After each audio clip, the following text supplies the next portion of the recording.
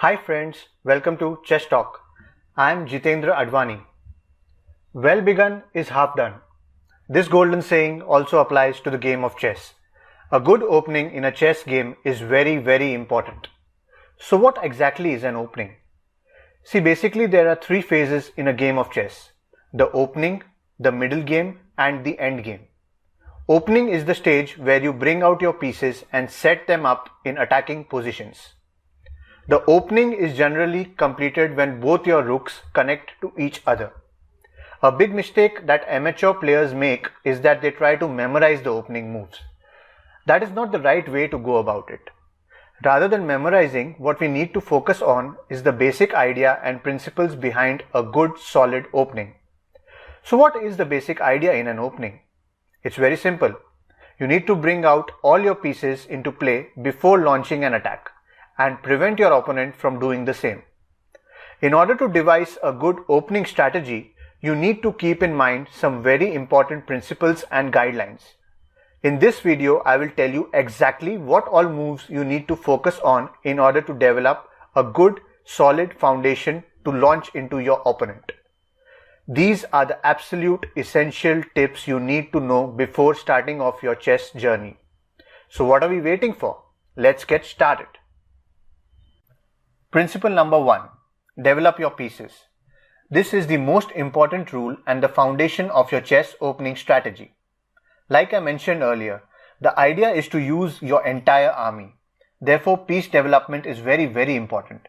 You need to open up your game and move your pieces to active squares from where they can control the maximum number of squares.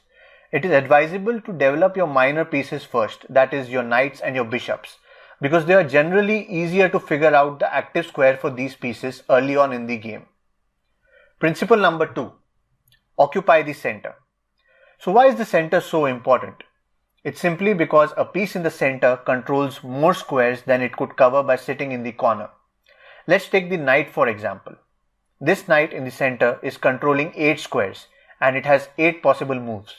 Whereas this knight sitting in the corner is controlling only 2 squares and it has only 2 possible moves. This same principle can be applied to other pieces also. The opening is therefore always going to be a fight for the center. Moving on to principle number 3. This is an extension of principle number 2. You need to exert pressure on the center. You must keep in mind that just like you, your opponent is also trying to occupy the center, so you need to threaten his pieces so that he is forced to move away from the center. Let's take these opening moves for example. This is a very common opening by black and white. Here is what white is trying to do. He is trying to threaten the black knight on c6, which is giving support to the black pawn on e5. So indirectly, white is exerting pressure on the black pawn sitting on the central square e5. So this is how you exert pressure on the center. Principle number 4. Never move a piece twice in the beginning, because by doing this, you will only lose out on time. Your goal is to position your pieces in the first move itself on squares from where they are free to move up. The white knights, for example, generally occupy the c3 and f3 squares. The white bishops are generally positioned between the second and fourth lines, depending on your board setup and the opening variation. So that's how you can set up your pieces. The next principle, principle number 5. Don't bring out the queen too early. I've seen this. There's always a temptation amongst amateur players to bring out their queen early.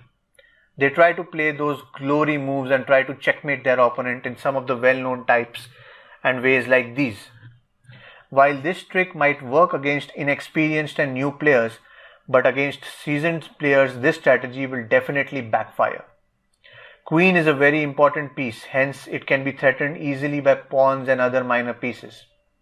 A good player will make your queen run all around the park just like this. He will gradually keep on developing his pieces by challenging your queen and thus gain a very strong positional advantage. It is therefore advisable to bring out your queen only after developing your knights and bishops. The next principle, principle number 6, and it's all about castling. Castling is generally the last stage in an opening. The king is precious and it is vulnerable in the center. Therefore, it needs to be shielded. Also, the rooks need to be brought onto open files, which are generally in the center. Castling therefore has a double advantage. Your king is tucked aside into safety behind the pawns, and your rooks are connected and are now ready to attack. Keep in mind that if your king or rook move, you can't castle. So therefore you need to try and castle as soon as possible. So these are the general guidelines that you must keep in mind before making your opening moves. Keep in mind that apart from following these tactics yourself, you also need to prevent your opponent from using these ideas. Ultimately, you will always have to think on your feet and modify your plans based on the moves made by your opponent.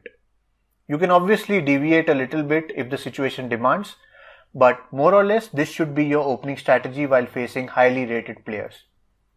It is important that you try out different opening variations keeping in mind these principles and see what works best for you. I'm sure these opening principles will take your game to the next level. So that's it guys. If you have any questions or ideas or any thoughts to share, feel free to post them in the comments section below. I read all the comments and reply wherever required, so don't hesitate to ask your chess queries. Don't forget to like this video if you found it useful.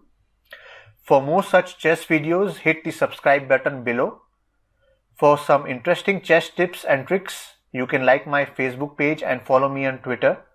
Links are in the description box below. Thanks for watching. Bye-bye.